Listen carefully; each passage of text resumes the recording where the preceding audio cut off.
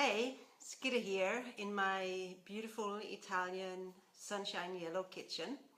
I just wanted to shoot a little video about how people make life choices. It just came up when I was talking with somebody about going on the retreat that I'm presenting right now. And the first response she had was, I can't do it because my vacation is at another time. And then I was talking to somebody else about also the retreat who said, well, I don't know if there's any money left over for when the bills are paid and everything.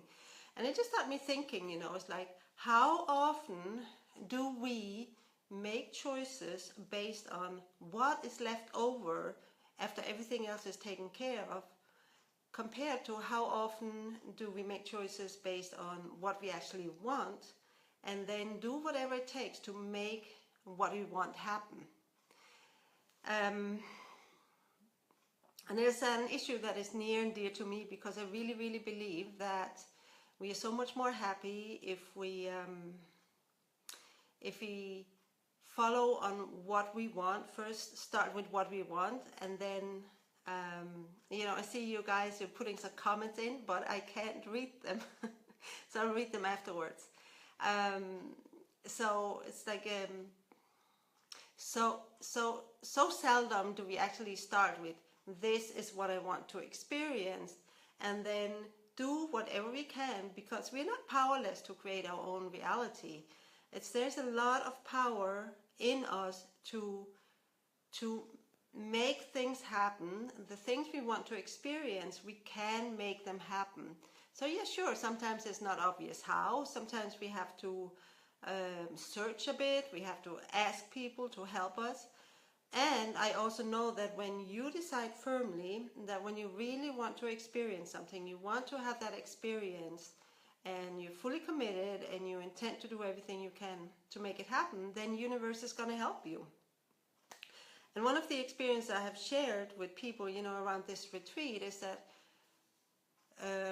it's almost exactly 10 years ago, when I myself was going on a retreat. I suffered some very strong health issues at that time. I suffered from chronic fatigue, ME, Epstein-Barr virus infection, however you know it. And I wanted to go on this retreat to gain my physical health back, because I could not move forward with my life as long as my physical health was holding me back. So I just decided I was going to go there, and I didn't know how I was going to get the money together. I was a single mother on welfare and da-da-da-da-da. So it ended up that because I was so totally committed to going there, I was going to go there. There was nothing going to stop me. That I was given a gift of exactly the amount of money I needed to go there. And that was a gift that came out of the blue. I had no expectation about it. It was just landed in my lap and say, Gita, I want to support you to go on this retreat. And it's definitely one of the most beautiful gifts I have received, because the timing was so beautiful and it was such an act of love and appreciation for me. So I'm not saying that it's always going to be that easy, and it hasn't always been for me. And I know that starting with what you want to experience and living your life from that place is gonna show you the path. It's gonna make it possible for you. Life is supporting you. Life is gonna make it possible for you to create that experience you want to have. So kind of winding up this session here, instead of just rambling on, it's like the question to you then is, are you living your life based on what is left over after everything?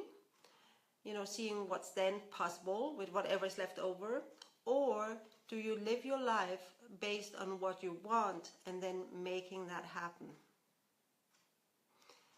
So yeah, it's just food for thought. This is something, as I said, that's near and dear to me, and I know how I live my life, and I wouldn't want it any other way. Okay, so I'm here to talk to you. You can send me a Facebook message or anything. Oh, and I will, just in case you're curious, post the link for that particular retreat. Okay, see you later.